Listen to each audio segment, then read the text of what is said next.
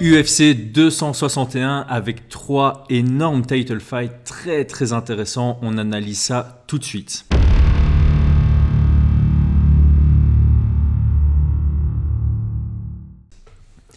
Alors on va commencer par le main event. Je me suis rendu compte que je me suis trompé. Je croyais que c'était comme d'habitude par poids. Donc je pensais que Valentina Shevchenko serait le co-main event. Donc ce ne sera pas vraiment par ordre chronologique, mais on commence quand même par le main event. Donc, Kamaru Usman contre Jorge Masvidal 2. Le 2, c'est le point un peu important, je vais dire, c'est le point d'entrée sur l'analyse de ce combat. On l'a déjà vu. Mais il y a des mais. Le plus gros point d'argument pour Masvidal, c'est sa préparation. Il n'a eu que 6 jours pour se préparer. Ce qui fait que il peut prendre ça comme une excuse ou comme une raison. Et nous, ça nous relève la grosse question de ce combat. Est-ce que Kamaru Usman a gagné le premier combat pour une raison de compétence, ou est-ce que Jorge Masvidal a perdu ce combat pour une raison de cardio? Et j'irai même plus loin que ça. Est-ce que Jorge Masvidal n'a pas combattu à ses compétences, à la hauteur de ce qu'il est capable de faire, parce qu'il savait que son cardio ne tiendrait pas aussi bien que d'habitude? Donc ça, c'est la question à laquelle on va pouvoir répondre dans cette vidéo. D'habitude, je prends des séquences de combat pour analyser l'un comme l'autre. Ici, j'ai pris des séquences de combat uniquement sur leur premier pour essayer d'analyser si c'est vraiment une question de compétence, comme le dit Kamaru Usman, ou si c'est une raison de cardio, comme le dit Jorge Masvidal. Alors, avant toute chose, c'est la première fois depuis que je fais les yeux, l'œil du Christ, la première fois depuis le début que je fais ces analyses de combat, qu'on a un athlète qui apparaît 2 fois. On avait déjà analysé Usman pour son combat contre Gilbert Burns, donc on a déjà fait une longue analyse sur lui. Je ne vais pas rentrer trop dans le détail sur lui, puisqu'il n'y a pas grand-chose à ajouter par rapport à sa dernière performance. Et les seules choses que je pourrais ajouter par rapport à mon analyse d'avant-combat, je l'ai fait dans l'analyse d'après-combat.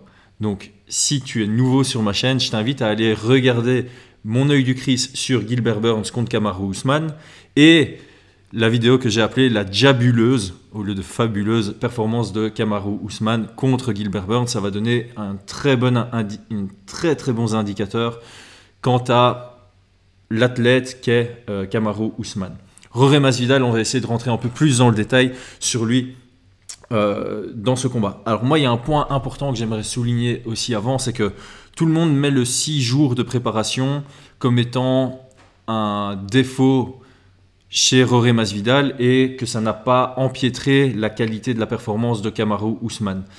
Alors oui, Kamaru était préparé pour un 5 rounds depuis longtemps, et Masvidal, pas. Masvidal n'était pas en train de se préparer pour un combat. Donc clairement, d'un point de vue cardio, on peut mettre cet élément comme étant un avantage pour Kamaru Usman, le champion, et un désavantage pour Jorge Masvidal. Par contre, et je vais y revenir plus tard, Kamaru Usman est quelqu'un qui vient préparer avec un game plan. Et le fait d'avoir un changement d'adversaire à 6 jours du combat, il était prêt physiquement, mais il n'a pas pu se préparer par rapport à Masvidal.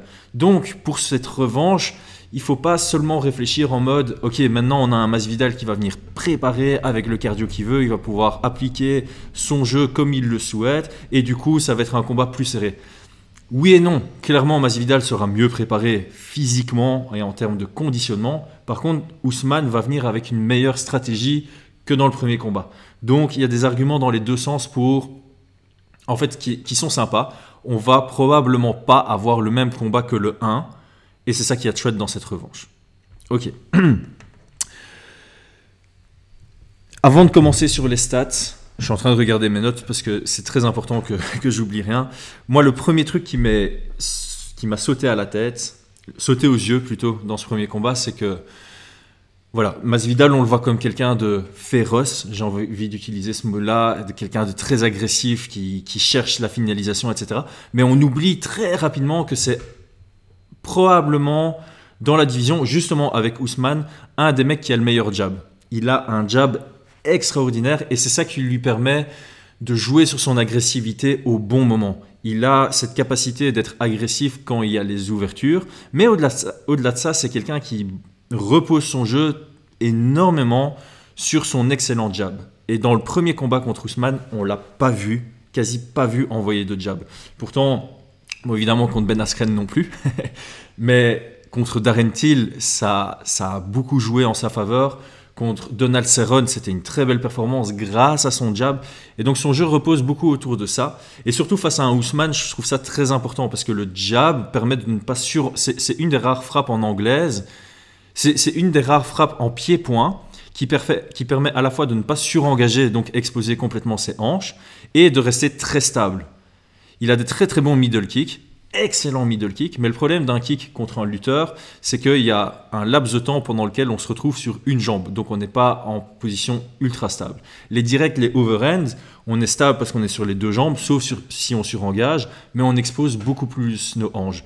Donc, contre quelqu'un comme Kamaru Usman, utiliser un jab est très intéressant, parce que même si Ousmane ne va pas shooter pour amener au sol, surengager sur un overhand ou envoyer un middle kick, c'est donner des grosses opportunités pour chercher le clinch, et c'est à partir du clinch que Ousmane fait son meilleur travail, surtout contre Jorge Masvidal. Par contre, le jab, ça permet à la fois d'éviter le clinch, de rester à une distance d'anglaise, et aussi de ne pas exposer ses hanches pour éviter les takedowns réactifs. Donc ça, c'est vraiment le premier truc qui m'a sauté aux yeux, c'est Masvidal n'a pas utilisé son jab dans le premier combat. Pourquoi ? Parce que je pense qu'il savait qu'il n'allait pas avoir le cardio suffisant pour tenir les 5 rounds et gagner une décision. Et du coup, il cherchait le KO à tout prix. Et qui dit chercher le KO à tout prix, dit il ne faut pas utiliser le jab. C'est pas avec un jab qu'on met KO. Bien que Ousmane, son dernier combat, c'est le contre-exemple. Cependant, je pense que Jorge Masvidal cherchait la frappe dure et du coup, il n'utilisait pas son jab. Ce qui est dommage, parce que généralement, c'est grâce à cette arme qui crée des ouvertures pour ces grosses frappes. Ok. Dernier point que je vois ici dans mes notes, c'est Ousmane, on l'a vu dans son dernier combat, commence à devenir très très bon en pied-point aussi. Il est ultra complet. Et ça, c'est un défaut chez beaucoup de lutteurs. Alors, je ne pense pas que Ousmane, ce sera son défaut parce qu'il est super intelligent, mais il y a eu beaucoup trop de lutteurs qui sont arrivés en MMA, qui en arrivant en MMA se sont rendus compte qu'ils avaient un excellent pied-point, qu'ils ont fait une très belle transition avec un très bon pied-point et surtout une bonne puissance de frappe, et qui du coup se sont transformés simplement quasi en striker pur et qui reviennent plus sur leur base de lutte. Et du coup, quand un ancien lutteur qui devient fan de sa propre boxe vient boxer contre un striker, c'est là où ça pose problème pour eux. Ici, je ne pense pas que ce sera le cas de Ousmane. Ok. Comme d'habitude, on commence par les stats. Alors, Ousmane, favori à moins 400, Jorge Masvidal, underdog à plus 300. C'est une grosse différence. Donc, ça veut dire que les odds, donc ça, c'est les odds d'ouverture. Donc, les bookmakers considèrent que le deuxième combat va se produire normalement comme le premier. C'est vraiment ça l'argument que moi, je lis en voyant les odds. J'aime pas parler d'expérience. Masvidal a une énorme expérience en combattant depuis le plus jeune âge. Il combattait avant de faire du MMA dans la rue, etc. Il a énormément de combats. Je vais pas dire que l'expérience va jouer ici, parce que Ousmane, 19 combats professionnels, en passant par le The Ultimate Fighter et en étant champion depuis maintenant longtemps, il a de l'expérience au plus haut niveau et clairement il combat comme quelqu'un d'expérience. Donc ici, ça n'aura pas d'impact, selon moi. Évidemment, grosse différence dans le temps passé en grappling. On a un Masvidal qui contrôle pas beaucoup, enfin, il va passer, donc ici, je vois, il va passer 38, on va dire 40% de son temps en grappling, et c'est plus ou moins du 50-50, lui qui contrôle, son adversaire qui contrôle. Évidemment, il a déjà combattu contre Ousmane, donc le contrôle de l'adversaire a augmenté. Il a combattu contre Maia, donc là aussi, il y avait un pourcentage qui augmentait à ce niveau-là, mais Masvidal n'a pas un mauvais grappling, vraiment pas, et surtout défensif. Il a un très bon grappling défensif. Donc ce qu'on voit évidemment, c'est que Ousmane est quasi impossible à contrôler en pied-point. Donc je rappelle, ici, on ne parle pas seulement du sol, on parle de tous les échanges au corps à corps. Donc le clinch à la cage, le clinch à l'ouvert et la lutte, donc le sol. Kamaru Usman passe la plupart de son temps en grappling. Voilà, c'est comme ça qu'il faut le lire. Et Masvidal, c'est un striker, vraiment. Il passe pas tant il y a des strikers comme Israël Adesanya, je pense qu'ils sont au-dessus de 80%. Évidemment, contre Masvidal, il y en a beaucoup qui essayent de chercher le sol, ce qui réduit son temps général passé debout. Maintenant, voilà, c'est pas un secret dans ce combat. On sait très bien que c'est dans l'intérêt de Jorge Masvidal de rester debout à distance. Et c'est dans l'intérêt de Kamaru Usman de chercher un maximum le grappling. Ici, c'est un point peut-être important que je veux souligner, c'est que Usman s'améliore tellement en pied-point qu'on peut l'imaginer mettre Jorge Masvidal en difficulté debout. Même si, a priori, s'ils font un combat de kickboxing, on donnera évidemment Masvidal favori. Mais on peut imaginer que s'ils combattent 10 fois en kickboxing, Usman va remporter plusieurs fois des combats de kickboxing. Pas la majorité, donc sur 10 fois, il ne va pas remporter 6 ou plus, il va plutôt remporter 3-4, ou peut-être 2-3.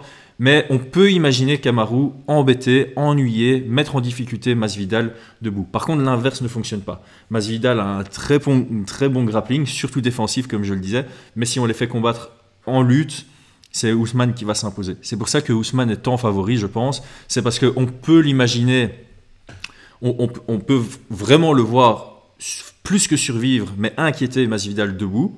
Même si Masvidal aura légèrement un avantage, mais surtout dès le moment où ça arrive en grappling, on est dans le monde de Usman et Masvidal va se transformer en mode défensif. On ne voit pas un Masvidal claquer un triangle sur Usman. J'espère que ça ne va pas me retomber dessus que je dis cette phrase. Évidemment, je vais déjà un peu me protéger. Je fais mes analyses, mais je suis toujours conscient que c'est du MMA et tout peut se produire. Ok, je reviens à mes moutons. En termes de volume de jeu, aussi bizarre que cela puisse paraître, je l'avais déjà dit dans ma dernière vidéo sur Usman, les gens se plaignent de lui, il est inactif, il est boring, etc. Il impose un volume de jeu supérieur debout, donc là on est vraiment sur les échanges debout uniquement, que Masvidal. Il a vraiment un volume de jeu très très intéressant et on voit une énorme différence en striking. C'est-à-dire que sur une minute, il va toucher son adversaire en moyenne 5,2 fois et se faire toucher seulement 3,9 fois. Il y a une grosse différence en striking. Ici, on voit un Masvidal qui défensivement est plutôt pas mal et offensivement aussi, on est vraiment dans des pourcentages similaires. 42% à 44, 62% à 64. Donc debout, on a des statistiques assez similaires avec un Usman qui a légèrement plus de volume que Masvidal, aussi bizarre que cela puisse paraître. En termes de lutte, bon, j'ai commencé par Masvidal. Il essaye très peu de takedown, 1,9 takedown essayé toutes les 15 minutes en moyenne avec plus de 50% qui réussissent. C'est une stat plus ou moins intéressante pour Masvidal, mais on n'imagine pas Masvidal faire un shoot sur Usman, d'autant plus que personne n'a jamais réussi à mettre Usman sur son dos. Usman beaucoup plus actif évidemment en lutte avec 6,8 tentatives toutes les 15 minutes en moyenne, dont 47% qui réussissent. Évidemment, ça semble assez logique. Ok. Je vais reprendre un slide que j'avais utilisé pour Usman contre Burns. D'ailleurs, vous voyez, j'ai même pas pris la peine de changer, peu importe. Je vais reprendre cette phrase parce que c'est toujours vrai, ça n'a pas changé depuis le combat contre Gilbert Burns. Kamaru Usman est suffisamment excellent dans tous les aspects du MMA que pour être à chaque fois meilleur dans au moins un aspect que son adversaire. Et en plus de ça, il est suffisamment intelligent et expérimenté que pour forcer et maintenir le combat dans cet aspect. Lorsqu'il est meilleur dans plusieurs domaines, il cherche à aller là où la différence est la plus flagrante. Donc j'avais comparé ça avec la logique Georges Saint-Pierre, qui est clairement ça.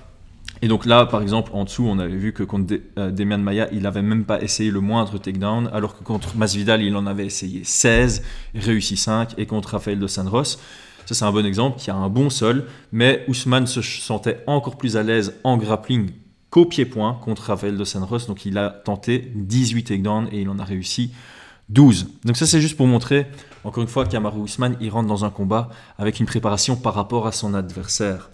Et donc cette fois-ci, on va avoir une version différente de Usman parce qu'il n'aura pas eu 6 jours, mais beaucoup plus pour se préparer par rapport à Masvidal. Et donc, à mon avis, la stratégie sera la même.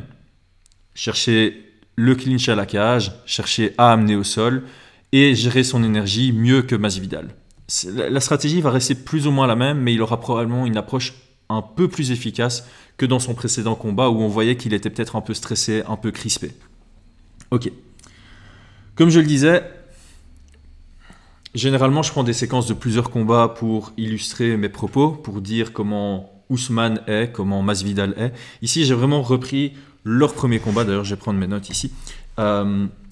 J'ai repris leur premier combat et on va essayer d'analyser si c'est une question de cardio ou une question de compétence, ce qui va nous permettre de voir si on va rentrer dans un combat complètement différent que le premier ou si ça va être similaire et que du coup, ça va un peu jouer sur les mêmes détails que dans le premier.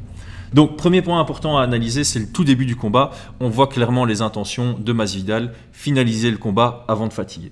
Il arrive avec un haut volume de jeu, un low kick et beaucoup, donc ça c'est important. Donc comme je disais, pas de jab mais beaucoup de kick. Donc il essaie de maintenir évidemment Kamaru Usman à distance de kick parce que qui dit distance de kick dit un meilleur temps de réaction pour défendre et réagir sur les tentatives d'amener au sol.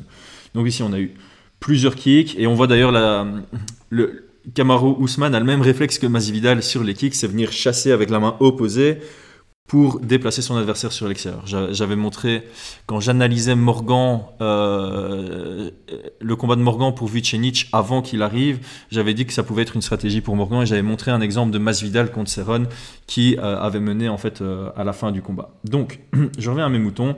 Beaucoup d'activité du côté de Masvidal et puis ici on voit vraiment que Usman essaye de... Donc, je vais réillustrer. Il kick avec sa jambe gauche et comme on est en miroir, Usman bloque avec la main droite, mais chasse avec la main gauche pour déplacer sur l'extérieur. Donc ici, ce que je veux dire par déplacer sur l'extérieur, c'est, voilà, avec sa main, il essaie vraiment de déplacer sur l'extérieur pour avoir un angle dominant, ce qui est très intéressant comme stratégie. Donc là, son takedown foire, et maintenant il réussit. Donc, très rapidement, donc là, ça fait 20 secondes qu'on a commencé, plein de kicks par Masvidal qui essaie de rester au kicking range et de faire mal avec chacune de ses frappes. La férocité était là.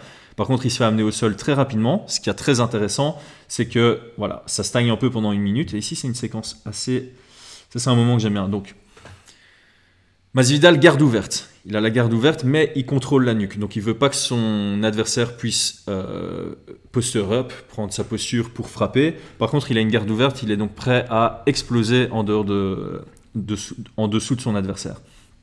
Contrôle de nuque, ici, très important pour maintenir la posture de Usman. Quand on est dans cette configuration, Usman et la plupart des grappleurs ou des lutteurs, ils aiment bien passer une main à l'intérieur, venir chercher à l'intérieur pour prendre la nuque par exemple ou créer une ouverture sur les frappes. Donc ici ce qui est très intéressant c'est qu'au moment où Usman essaye de passer, vous voyez la main de Usman essaye de passer à l'aisselle de Masvidal, Masvidal va rentrer son coude pour l'empêcher. Vous voyez le petit mouvement du coude qui vient rentrer à l'intérieur alors que Usman essaye de passer par en dessous. C'est un petit détail mais c'est très important parce que s'il trouve l'ouverture à l'intérieur, après il peut venir mettre des coudes à l'intérieur ou en tout cas venir casser la posture et se libérer de l'espace puisqu'il va pouvoir. J'avais analysé ça pour Overeem contre Volkov. Je vous fais aller voir toutes mes anciennes vidéos. Donc, ici on a un Masvidal qui défend bien cette ouverture et donc on a un Usman qui change de stratégie, il va venir contrôler l'avant-bras pour venir chercher l'ouverture, sortir sa tête, créer la posture et envoyer un coup de coude. Et ici, ce qui est très intéressant, j'ai vraiment allé tout doucement. Ok, donc au moment où il y a l'ouverture, donc vous voyez, bon, il y a l'arbitre qui passe devant, c'est pas très grave. Au moment de l'ouverture, le pied de Masvidal va venir se placer sur la hanche de Usman, ici, et il va pousser directement. D'ailleurs, on voit le coude, il y a une énorme distance, hein, Kamaru Usman incapable de venir placer son coude à cause de cette distance qui est placée par Masvidal qui explose complètement et une fois qu'il explose, là c'est frapper, ennuyé et ça va lui permettre de créer un scramble. À la suite du scramble, on se relève. Donc je lis puisque à mon avis la séquence d'après, on va passer plus tard dans le combat. Voilà, donc ça c'est ce que Masvidal a utilisé contre Darren Till. Il est beaucoup utilisé contre Usman. Encore une fois, pourquoi? Parce que c'est une frappe qui peut finaliser un combat. Donc c'est son sprint. On va appeler ça son sprint. Il envoie son sprint. Alors, de prime abord, je vais dire c'est pas une bonne idée contre un lutteur. Pourquoi? Parce qu'on expose nos hanches. Cependant, le fait de faire un sprint, on a les jambes derrière le centre de gravité qui sont nos hanches. Pour un double leg takedown, pas généralement, tout le temps, le lutteur va chercher à faire en sorte que les jambes soient devant le centre de gravité. Quand Masvidal fait son sprint, ses jambes sont évidemment derrière son centre de gravité. Donc pour se faire amener au sol, il faut non seulement que Usman bloque, mais commence à avancer. Donc, comment j'ai expliqué ça? Pour mettre un takedown, prenons un entraînement. Si je suis à l'entraînement et que mon coach me dit mets un takedown sur ton adversaire et mon adversaire reste sur place, je mets mon takedown, il est à l'arrêt, donc la force pour mon adversaire va directement vers l'arrière. Je pousse son centre de gravité, donc mon épaule sera au-dessus du centre de gravité, son centre de gravité va partir vers l'arrière, ses jambes vont rester devant parce qu'il est sur place et ça va le faire tomber. Okay. Si maintenant mon adversaire sprint vers moi et que je dois l'amener au sol, j'ai besoin de beaucoup plus de force pour le faire basculer vers l'arrière. Ici, étant donné que sur son sprint, les jambes sont déjà vers l'arrière, il est plus ou moins en position de sprawl, ce qui permet d'avoir des scrambles plus rapides. Donc, cette idée n'est pas mauvaise. Cependant, la puissance de Usman n'est pas dans ses takedowns, on va dire, c'est plutôt dans ses takedowns à partir du clinch. Et ce genre de position, ça lui permet vraiment de facilement défendre l'amener au sol. Hein, on le voit, hein, ici, Usman shoot sur une amenée au sol, mais on est directement au clinch et c'est à partir du clinch qu'il a sa force. Bon, là, dans cette séquence, évidemment, Masvidal arrive à se séparer directement, mais plus tard, on va voir qu'il va rester au clinch à partir de là. Le petit point qui, moi, me fait un petit tilt, on a vu une vidéo de Masvidal qui s'entraînait avec Jake Paul et qui essayait de lui montrer comment mettre KO Ben Askren. Donc Ben Askren, il avait mis KO grâce à un genou sauté parce que Ben Askren a un réflexe de s'abaisser, réflexe de lutteur. Masvidal a montré que faire le même sprint, on va dire, mais au lieu d'envoyer l'overhand, il envoie l'uppercut. Et je pense qu'ici, ça peut être intéressant parce que, vous voyez le réflexe de Kamaru Usman, sa tête part vers le bas. Si à la place du sprint overhand, on a un uppercut qui vient, ça crée une collision. Donc ça, à garder en tête parce que s'il gagne le combat comme ça, on va pouvoir revenir et dire « Waouh, Chris, c'est un génie !» Ok. Donc là, on est debout, on voit un Masvidal de nouveau agressif et du coup, évidemment, Usman va chercher le clinch. Donc cette séquence est très intéressante. On a un Usman qui vient envoyer un jab, aucune réactivité, on ne cherche pas le contre du côté de Jorge Masvidal. Il y a le jab qui vient, on désengage juste. Fin de takedown, pas de réaction. J'ai remontré. Fin de takedown, pas de réaction chez Masvidal qui se rapproche encore de la cage. Ici, on a un petit front kick qui sert à rien. Qui sert à rien. Voilà, pour garder la distance. Maintenant, quand on est à cette étape-ci du combat, qu'est-ce que Masvidal a en tête? J'ai envoyé un jab, pas de réaction. J'ai fait une feinte de takedown, pas de réaction. Je vais feinter mon jab et partir sur mon takedown. Fin de jab, takedown, et on est à la cage. C'est là où Usman veut se trouver. Petit point intéressant.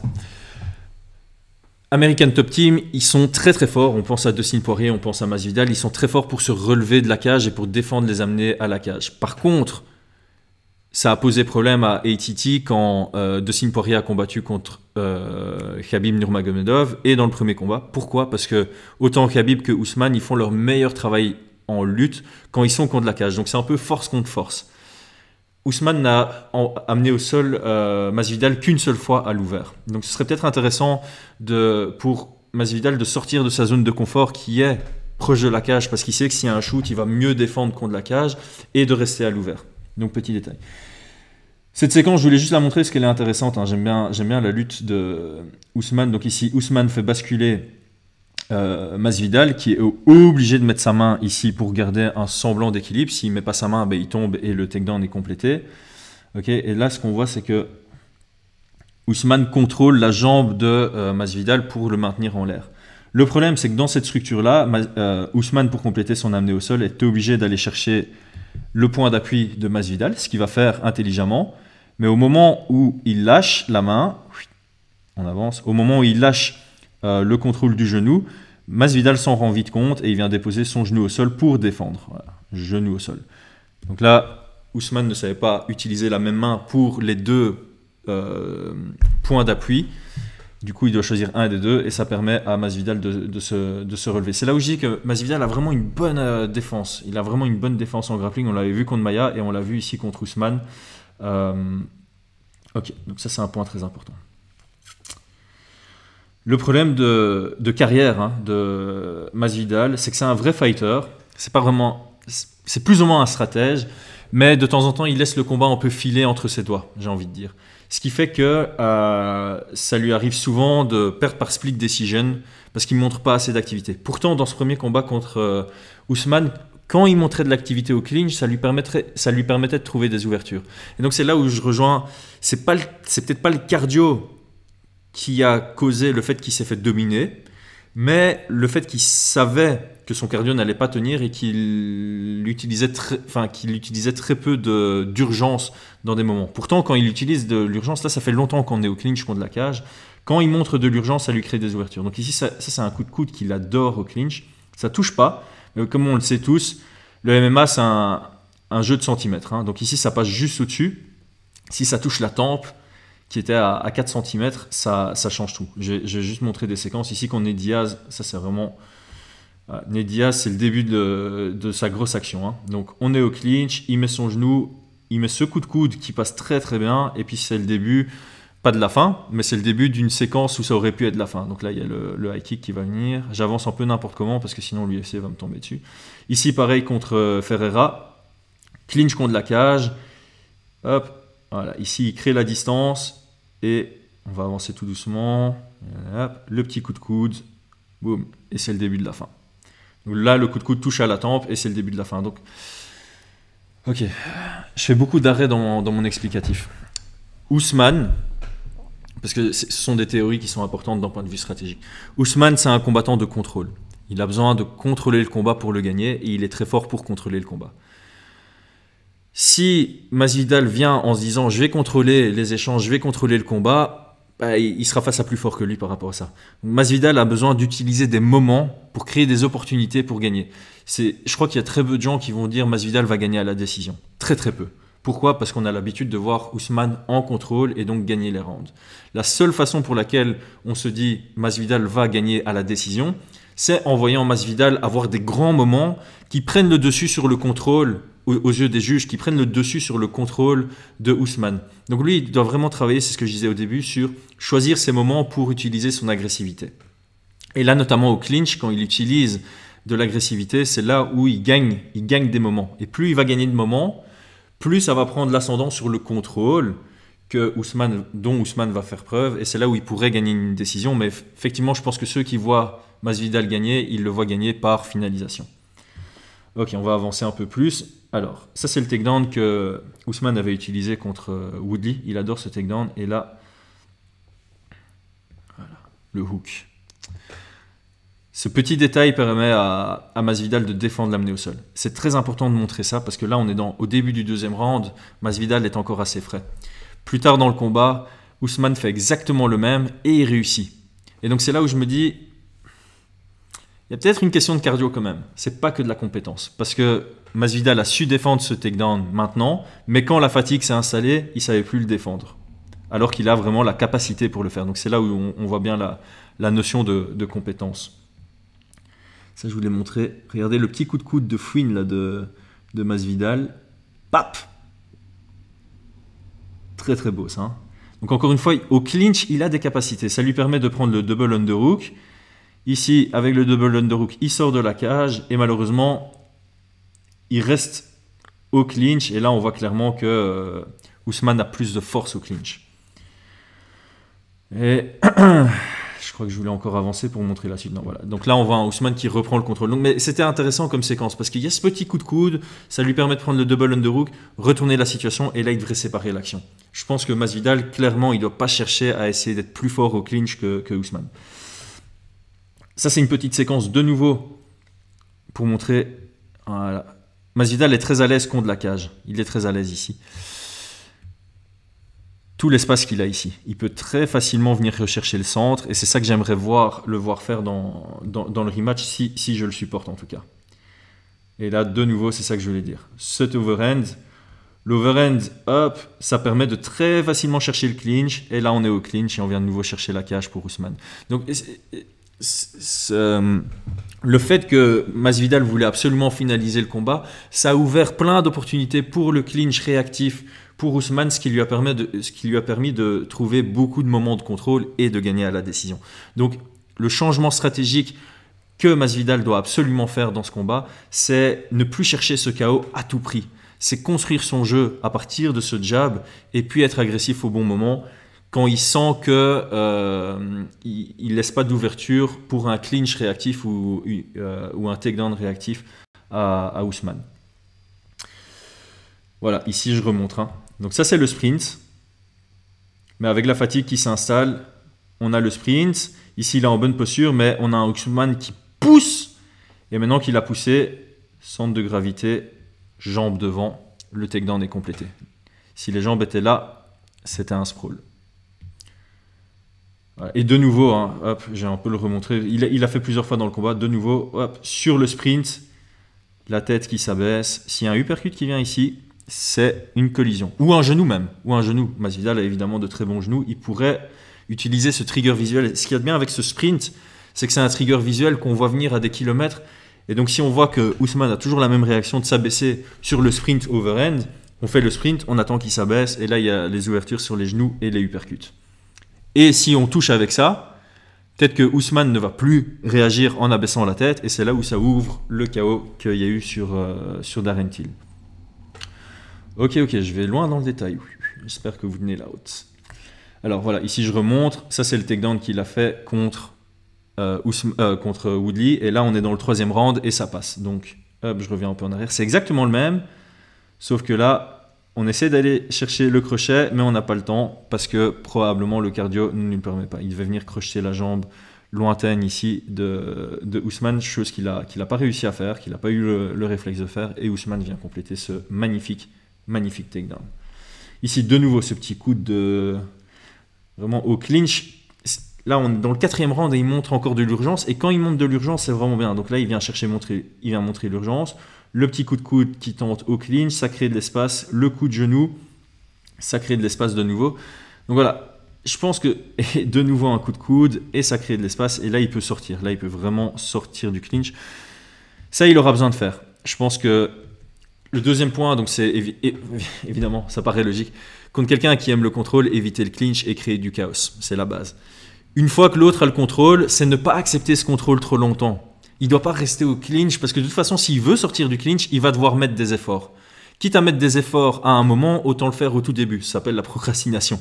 Au lieu de procrastiner et de mettre de l'effort plus tard, dès qu'il a l'ouverture ou même avant qu'il y ait un vrai contrôle installé, montrer de l'urgence, montrer des attaques, des genoux, des coudes, etc. Ça va ennuyer, ça va freiner Ousmane dans sa recherche de contrôle total. Créer du chaos au moment où il y a une recherche de contrôle. Ok.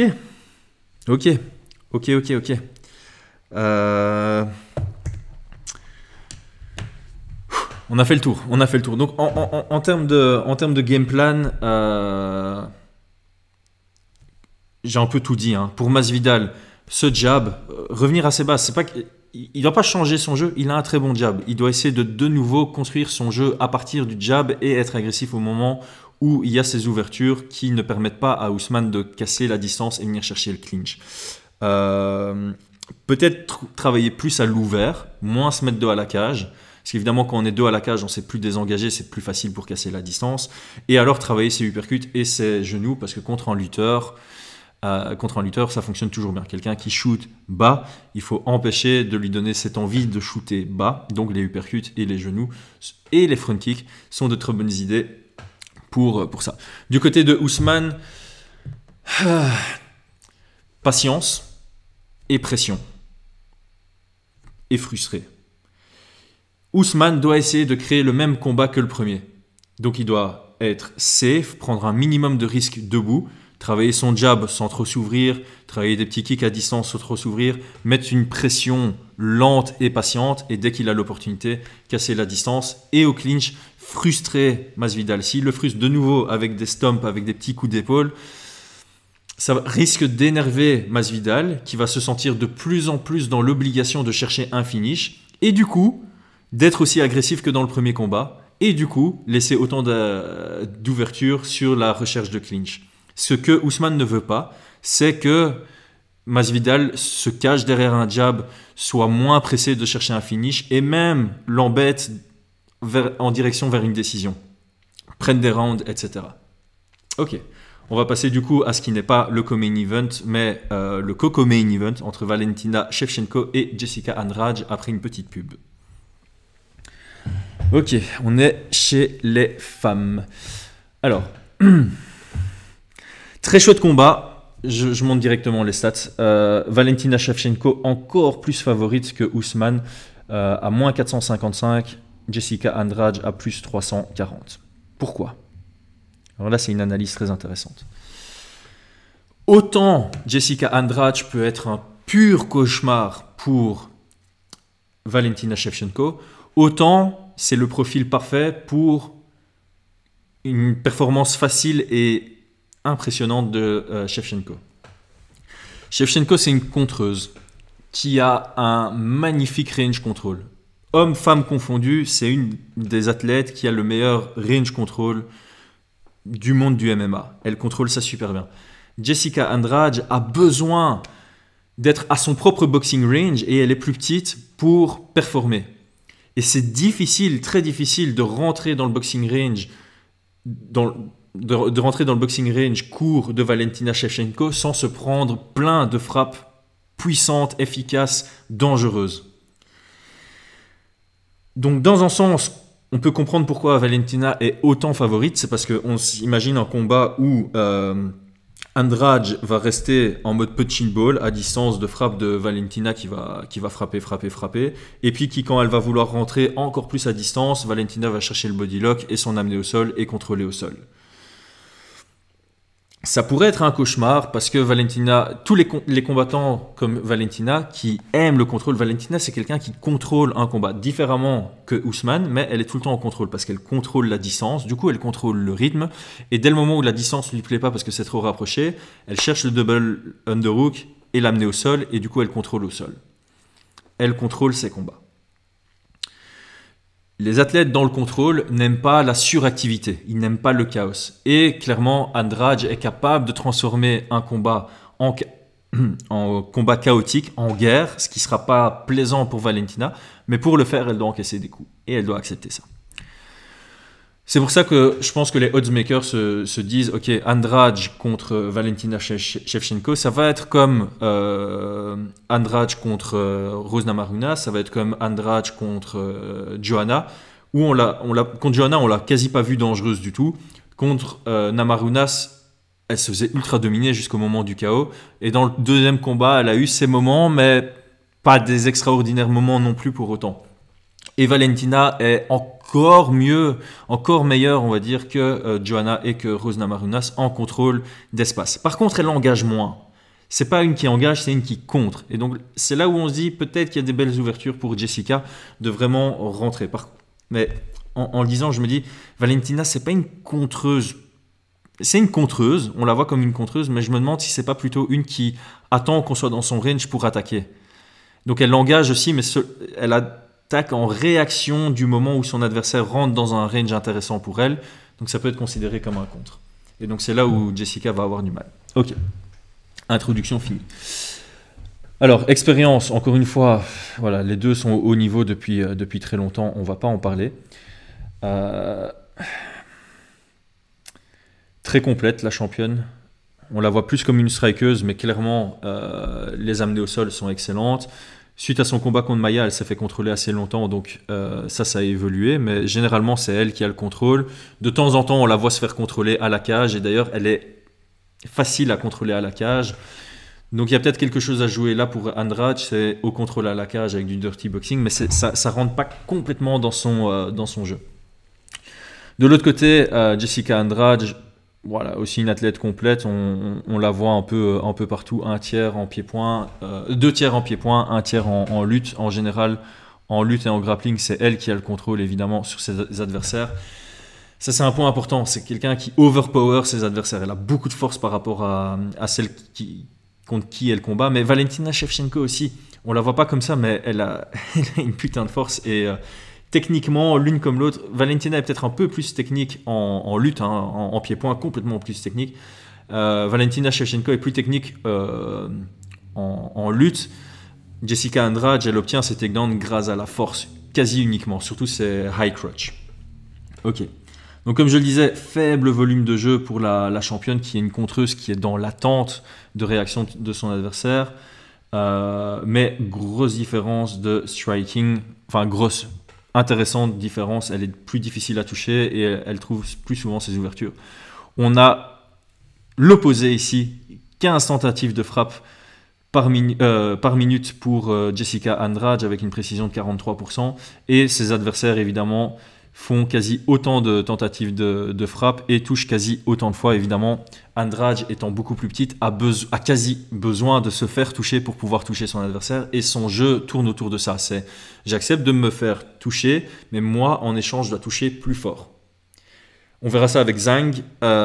Elle, son objectif, c'est de toucher plus souvent que son adversaire. Elle se fait souvent toucher, mais elle essaye de contrer avec... Si elle se fait toucher une fois, elle veut toucher 2 fois. Andrade, c'est pas ça. C'est pas je me fais toucher une fois, je dois toucher 2 fois. C'est je me fais toucher une fois, je dois toucher plus fort mon adversaire. En termes de lutte, statistique complètement classique pour la championne. 3,8 tentatives toutes les 15 minutes avec 2,2 qui réussissent. Donc une réussite plutôt pas mal. Et Andrade avec un peu plus de tentatives parce que forcément, comme le combat est plus actif, il y a plus souvent des moments où elle est en grappling et du coup quand elle est en grappling c'est elle qui tente souvent les amener au sol et avec pas mal de succès aussi grâce à son excès de puissance par rapport à son adversaire. Par contre toutes les deux très bonne défense d'amener au sol, 76%, 76% à 77%, 77%. Ok, on est parti dans les séquences. Qu'est-ce que je vais vous montrer? Bon, je vais illustrer de manière très simple. Comme je viens de dire, Valentina Shevchenko, très très bon range control. Et ici, on va le voir dans cette séquence. Voilà, elle se met elle-même, elle essaye d'être toujours au kicking range. Étant donné qu'elle a une réactivité de dingue, ça lui permet de sortir très facilement ou de contrer très facilement à partir de là. Donc, elle fait des mini-pas, elle impose son kicking range. Et là, vous voyez, hein, elle est au kicking range. Hop, le petit kick qui vient, elle esquive de justesse. Regardez, elle esquive d'un centimètre. Et elle a la réactivité d'aller toucher Joanna juste derrière. Vraiment un contrôle de distance qui est assez incroyable. Ici, donc on est vraiment au kicking range. Hein. Là, on n'est pas dans une distance de MMA classique qui est un peu plus loin. Là, on est vraiment dans une distance de pied-point. Pourquoi? Parce qu'elle a confiance en sa réactivité. Joanna, elle essaie son jab direct, esquiver de justesse. On reprend la distance. Le kick, bloqué.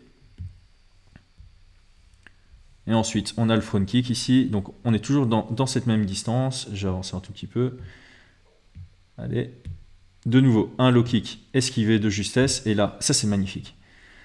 On a un front kick qui rate une quinzaine de centimètres, là. Et réactivité, boum, le spinning qui vient toucher. Elle arrive à ne pas se faire toucher par un front kick et à toucher avec son spinning. Ça, c'est sublime. Surtout, un spinning en contre, elle l'a mis aussi contre Holm, elle le met souvent, c'est de la pure beauté. Hein. Ça, ouais, et ça, je suis obligé de montrer. En parlant de Valentina, j'ai fait une vidéo technique qui explique ceci. Il faut remonter à novembre, je pense. Donc, pour les intéressés, technique de la semaine, le high kick de Valentina Shevchenko, très, très intéressant. Donc, le setup est bien intéressant. Ici, de nouveau, range control. Elle se fait toucher sur le low kick. Ok, je remets un middle kick. Un middle kick fait plus de points aux yeux des juges qu'un low kick. Donc, un middle kick qui touche, on continue à avancer, elle trouve l'ouverture une deuxième fois sur le middle kick. Alors là, ce qu'il faut regarder, c'est la réaction. Regardez la main de Jessica Eye qui descend sur le deuxième middle kick ici de Shevchenko. Et en plus de ça, sa tête qui va dans cette direction-là. Elle va vers le kick. Ok, donc là, elle l'encaisse. On avance un tout petit peu plus tard dans le combat. Même trigger visuel et on a la même réaction défensive de Jessica Eye. Elle pense que le middle kick arrive. Sa main descend, sa main droite descend. Sa tête vient en confrontation avec le kick. C'est un clean knockout, obligatoirement. Pop, ça vient toucher. Voilà. Donc lecture du jeu en plus du côté de Valentina Shevchenko, parfaite. Une lecture du jeu parfaite, vraiment parfaite. Je vais pas analyser davantage. Voilà, Shevchenko, on la connaît tous, très très bonne dans le contrôle de distance. Et une fois qu'on arrive dans une distance où elle peut attaquer, elle va attaquer. Et une fois qu'on essaye de l'attaquer et qu'on rate, il y a un contre qui arrive et son contre va toucher. Elle a vraiment une bonne précision à ce niveau-là. Andrade, le problème, c'est un punching ball de temps en temps. Donc ici, on a une... Comment je vais dire ça? Alors, je vais le dire comme ça. Andrade est un produit qui est encore en cours de développement. Elle s'améliore de combat en combat, mais je dirais qu'elle ne s'améliore pas spécialement sur les bonnes choses. Elle a un jeu où elle est obligée de mettre de la pression à son adversaire. Elle est obligée de constamment chercher à se rapprocher de son adversaire. Ce qui fait qu'elle l'encaisse en se rapprochant et qu'elle vient essayer de toucher plus fort par derrière. Le meilleur moyen pour se rapprocher un maximum de son adversaire et empêcher que son adversaire puisse toucher, reculer, c'est de mettre la pression, de faire en sorte qu'il n'y ait plus d'espace derrière. Le problème, c'est que Andrade ne travaille pas bien là-dessus, n'a pas bien, elle n'arrive pas à couper les angles. Donc ici, on la voit mettre de la pression sur Rose, elle prend des frappes. Ici, on a une Rose qui est proche de la cage. Ok, elle prend de nouveau des frappes. Ici, elles font son bull rush en ligne. C'est vraiment une attaque en ligne. Et ça crée une belle ouverture pour Rose pour sortir. Là, on reset, on est reparti. Et vous voyez hein, comment elle marche. Regardez, hein, c'est de la marche. Hein. Elle marche en ligne. Ok, elle revient. Boum, elle se fait toucher. On avance un peu. On avance encore un peu. Boum, elle se fait toucher. Et elle avance toujours en ligne. Boum, elle se fait toucher. Ça, c'est son... Ce que je veux illustrer là, c'est que dans le premier combat contre Rose Namarunas, c'était un punch and ball. Elle avançait en ligne, elle arrivait à distance où Rose pouvait la toucher, elle se faisait toucher, et de temps en temps, elle était agressive, et là, elle trouvait son succès, mais pas assez. Dans son rematch, ils ont une bonne analyse, ils se disent, ok, quand tu avances, tu te fais beaucoup toucher à la tête parce que ta tête ne bouge pas. Donc, qu'est-ce que tu vas faire? Hop, tu vas proactivement bouger la tête. Ouais, dans le deuxième combat, c'était vraiment ça. Elle faisait que bouger la tête. C'est intelligent parce que quelqu'un qui bouge tout le temps la tête, ben, c'est plus une cible statique, donc c'est plus difficile à toucher. Ça rend plus hésitant pour Namarunas d'envoyer des frappes. C'est intelligent, mais le problème est toujours là. C'est que malgré tout, tu bouges la tête, certes, mais si tu veux mettre de la pression, ton adversaire a toujours de l'espace derrière lui, derrière elle en l'occurrence. Ici, c'est le meilleur exemple. Bon, ça remonte un peu plus, mais elle n'a toujours pas travaillé là-dessus. On est quasi parallèle à la cage ici, je vais un tout petit peu avancer. Si, dans cette situation, Andrade vient ici, elle coupe l'angle et elle met la pression.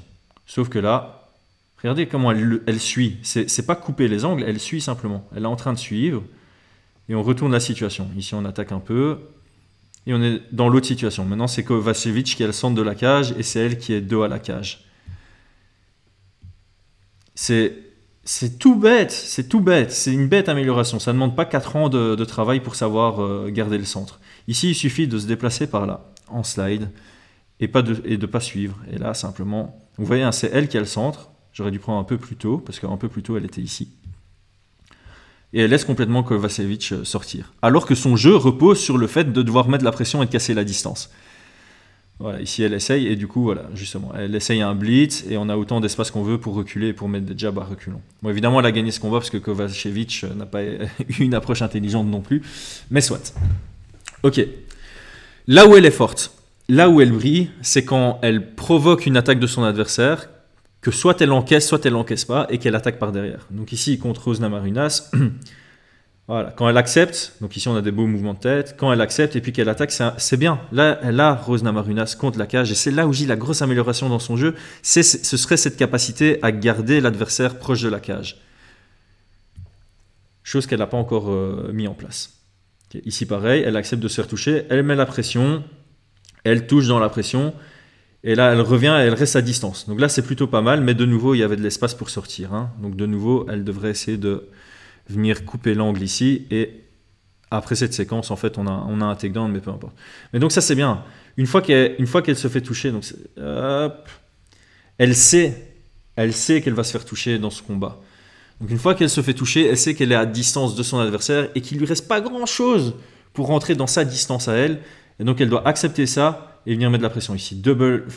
Ces body shots sont incroyables. Hein. Donc ça évidemment, ça va être important. Donc ça, c'était plutôt pas mal. D'ailleurs, en parlant de body shot, Valentina Shevchenko est difficile à toucher aux jambes, difficile à toucher à la tête. Là où elle est plus facile à être touchée, c'est au corps. Et justement, Andrade a des très bons body shots. Ça, c'est un petit X-factor du combat, on va dire.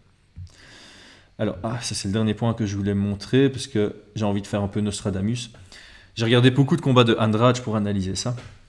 Sa main arrière, elle chasse beaucoup. Et j'en parle énormément, surtout gaucher contre droitier, quand la main arrière de quelqu'un bouge beaucoup. Fin de direct, high kick qui se passe par derrière pour Andrade, il sera là. Donc ici, je vais juste montrer, regardez. Hein. J'ai pas pris la meilleure séquence, je pense, mais petite feinte de jab de Namarunas. Regardez la réaction défensive ici. C'est pas la pire, elle en fait des bien pires, mais elle est ultra réactive avec cette main.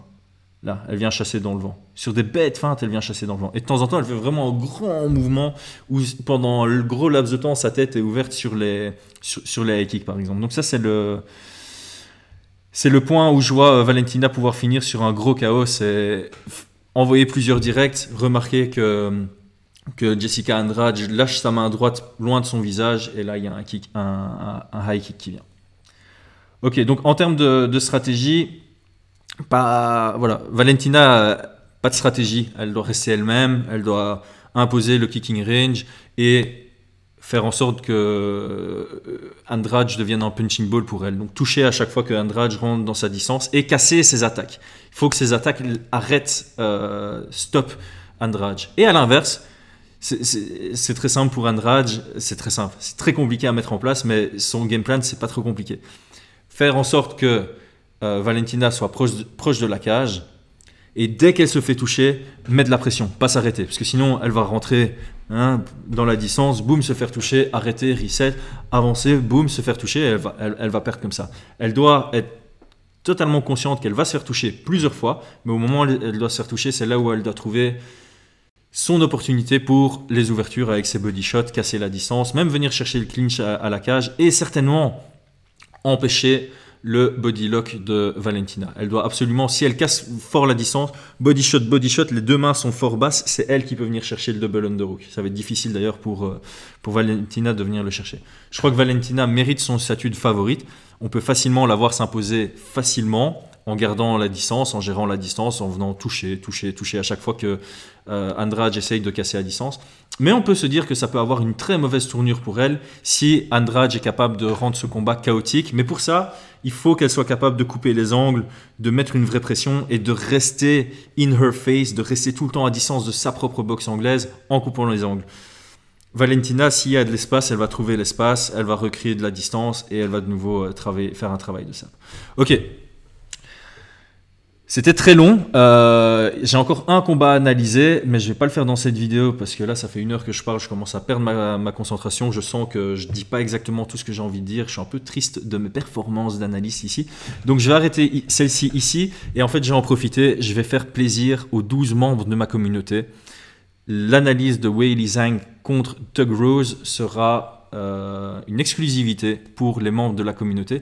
Donc tous ceux qui kiffent mes analyses, je vous invite à rejoindre la communauté. Vous aurez donc accès à mon analyse de Weili Zhang, le co-main event qui défend sa ceinture contre Thug Rose. Pour les autres, merci d'avoir suivi. On n'oublie pas le petit pouce bleu, le petit commentaire, le partage. On se retrouve très bientôt et j'espère qu'on se retrouve très nombreux sur l'analyse du coup réservée à la communauté Chris Gun Act. Ciao, ciao, à bientôt. Merci d'avoir suivi.